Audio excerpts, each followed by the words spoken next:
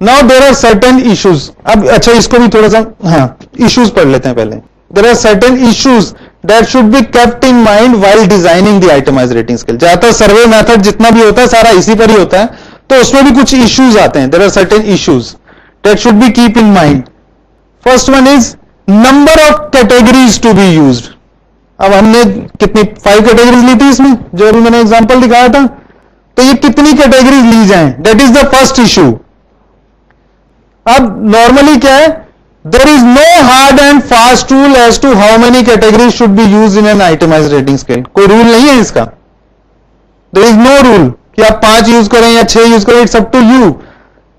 It is practice to use 5 और 6 category. Normally practice चली आ रही है, पीपल यूज 5 to 6 कैटेगरीज.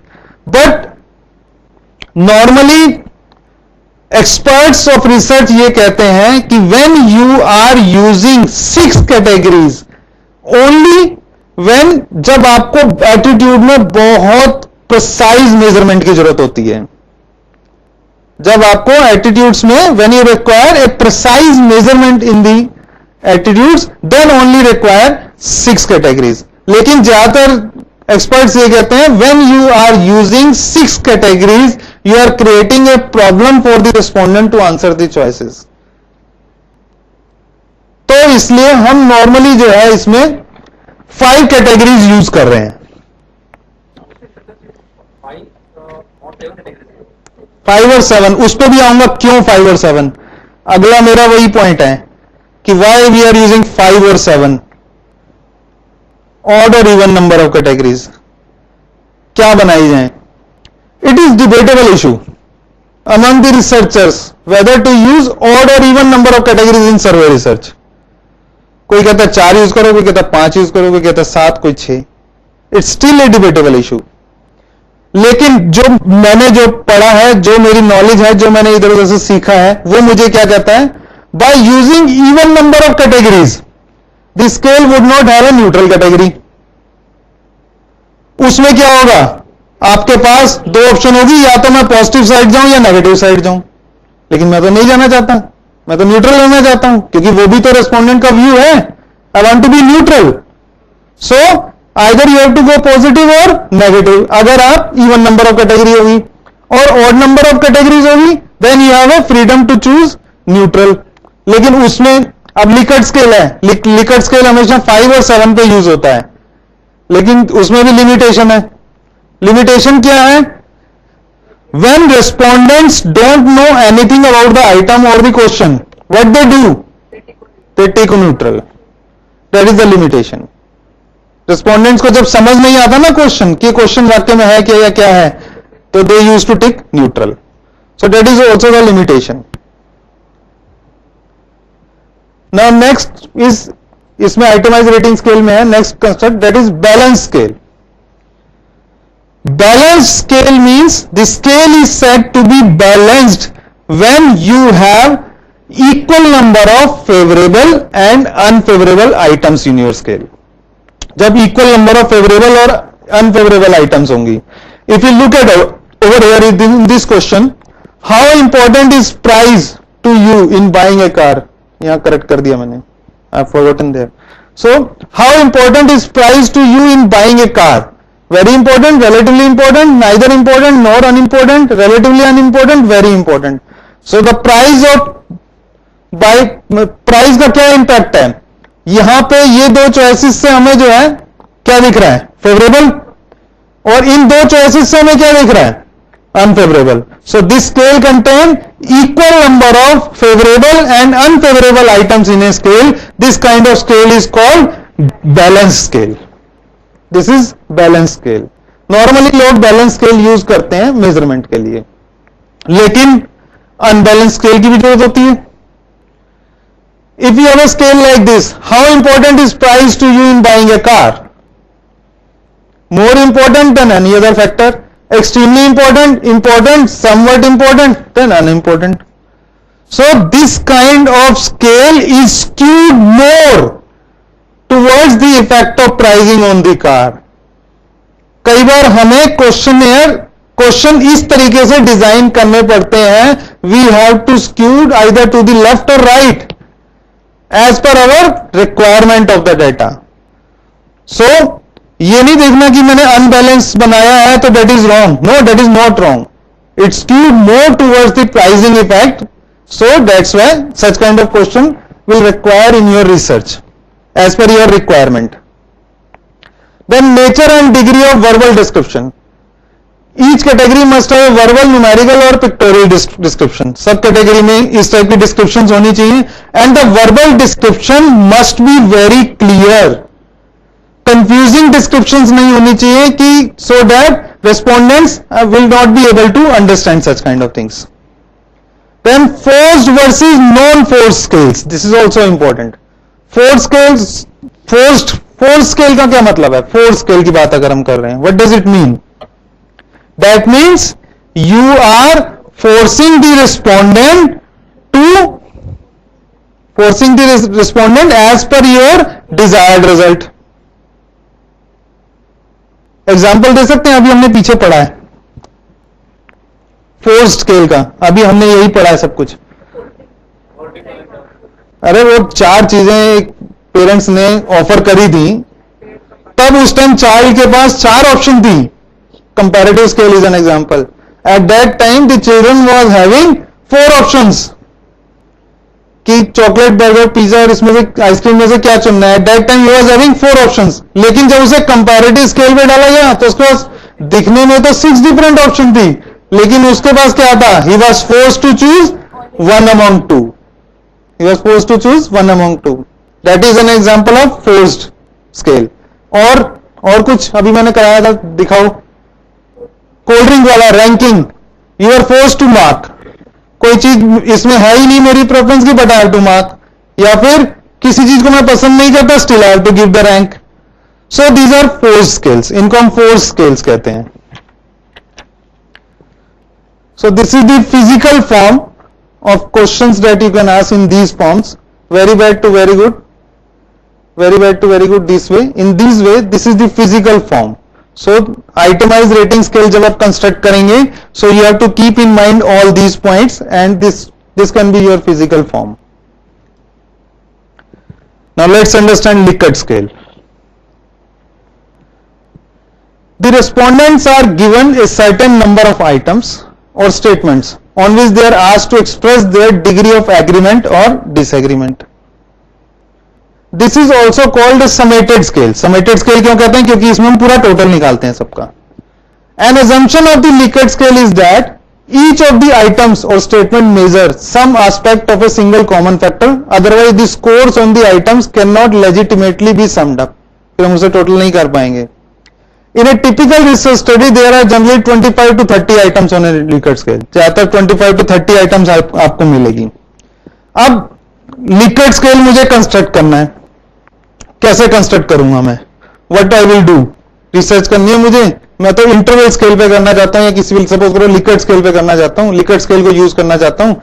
तो how will I construct this Likert scale? So for the construction of Likert scale, what will be the first step you will do? क्या करेंगे आप?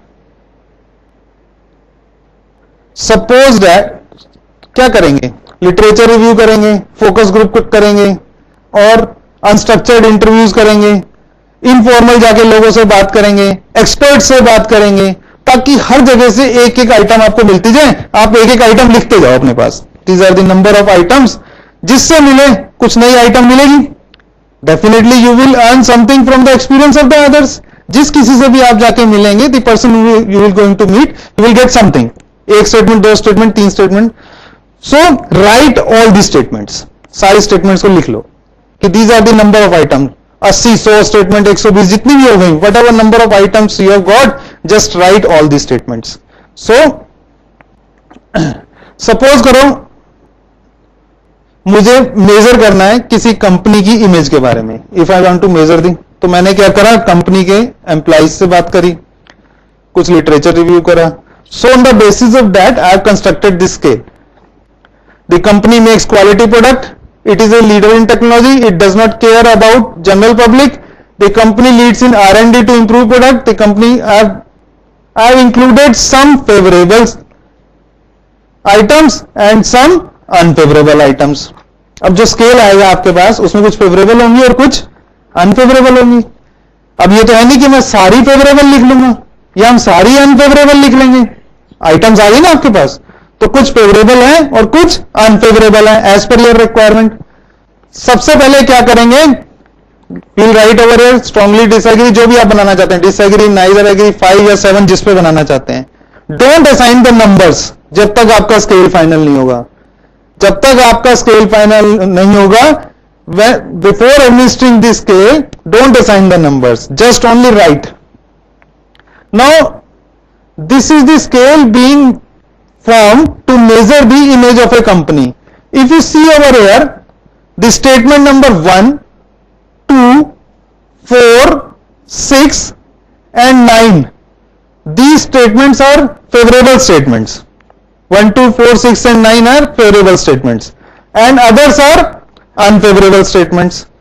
तो अब आप जब नंबर असाइन करेंगे तो देखना यहां ये चीज ध्यान से समझना, लिकर्ट स्केल में जब नंबर असाइन होता है तो सपोज करो नंबरिंग मैंने करी 1, 2, 3, 4, 5, फेवरेबल के लिए कैसे मार्क करेंगे, 1, 2, 3, 4, 5, 5 is being assigned to strongly agree in favourable और अगर अनफेवरेबल होगा तो उसको 5 लेंगे। लाइक स्टेटमेंट नंबर 3 कैसे मार्क होगी, 5, 4, 3, 2, 1। Are you getting the point? So when you construct this scale, जो फेवरेबल और अनफेवरेबल स्टेटमेंट दोनों होनी चाहिए, तो उसमें मार्किंग कैसे होगी, उसकी रिवर्स होगी। सो अब हम इसका चाहे तो सम कर सकते हैं। सम कैसे निकालेंगे, this is 3, this is favourable statement, 5 this is unfavourable, 4 this is favourable, 4 this is unfavourable, 5 सबको ऐड कर लो, ऐड करके एक रेस्पोंडेंट का हमें जो है डेटा मिल जाएगा। ऐसे 100 का 200 का जितने भी रेस्पोंडेंट का data you can get. Are you getting the things? ये सब कुछ हमने सर्कल में यही चीज करी थी, हमने सबको सम करके डेटा लिया था इस तरीके से। सो अब हमारा अभी मैं बात कर रहा था कि when you conduct focus group और अनस्ट्रक्चर्ड इंटरव्यू, आपने 100 आइटम्स कलेक्ट कर ली। अब 100 आइटम्स को कलेक्ट करने के बाद, अब इतनी सारी आइटम से तो हम रिसर्च नहीं कर सकते ना, टीडीएस टास्क हो जाएगा रिस्पोंडेंट के लिए भी और रिसर्चर के लिए भी। So what you will do, you will discard some of the non discriminating items. जो नॉन डिस्क्रिमिनेटिंग आइटम्स है, यू विल डिस्कार्ड देम। हाँ जी,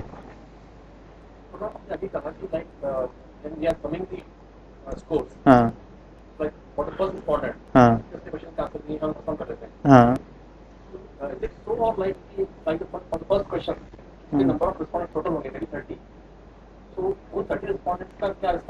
कुछ भी आ सकता है, कुछ भी आ सकता है। इसका सम निकाला, सपोज करो इसका हमने टोटल करा तो आया 42, तो 42 आउट ऑफ 50 ये फर्स्ट रेस्पोंडेंट का स्कोर आया। ऐसे ही जितने मर्जी नंबर ऑफ रेस्पोंडेंट का आप स्कोर निकाल लीजिए इस पे।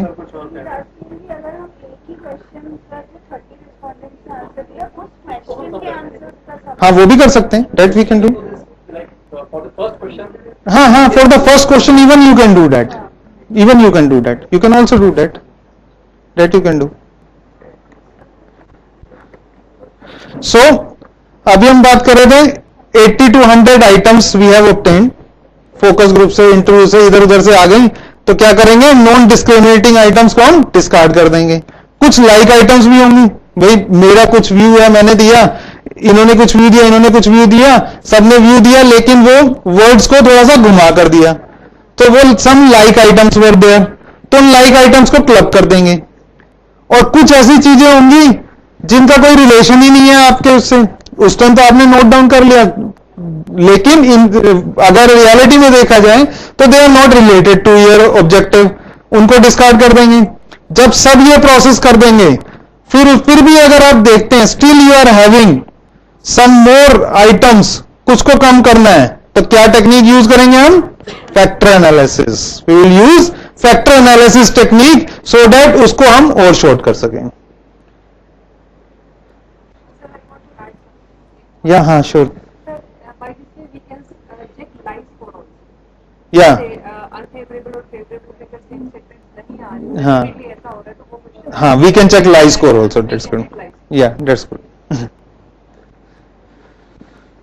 Now coming to the next scale, semantic differential scale.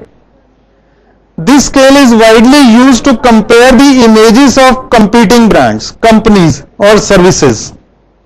Here the respondent is required to rate each attitude or object on a number of 5 or 7 point rating scale. The scale is bounded at each end by bipolar adjectives. इसमें क्या होता है, इधर favourable और इधर unfavourable. Favourable की marking हम कैसे करते हैं, 1 2 3 4 5 6 7, और उसकी उधर से स्टार्ट करेंगे 1 2 3 4 5 6 7, and on this scale we can also collect the data. That is semantic differential scale. Now या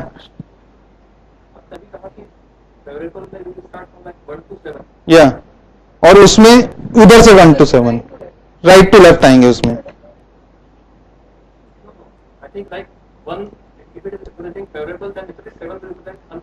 अनफेवरेबल घुमा के बात तो वही है, but it's a way of representing your scale. अगर आप देखें तो लिकर्ट स्केल और उसमें कुछ ज्यादा डिफरेंस नहीं दिखता हमें, but it's a way of representing. हाँ, bipolar only, it's only way of representing. Now measurements we did, scales बना लिए, सब कुछ कर लिए, उसमें एरर्स भी तो हो सकती हैं. How can you find these errors, कैसे निकालेंगे वो एरर्स, क्या है ये errors. So this occurs when the observed measurement on a construct और concept deviates from its true value. True value से कोई भी चीज अगर अलग आती है तो that is your error, that is your measurement error. So what are the reasons? Reasons are mood, fatigue and health of the respondent. Mood अच्छा नहीं है, कैसा भी है, अपना रिस्पोंडेंट ने मार्क कर दिया, लेकिन आपके लिए तो वो डेटा हो गया ना.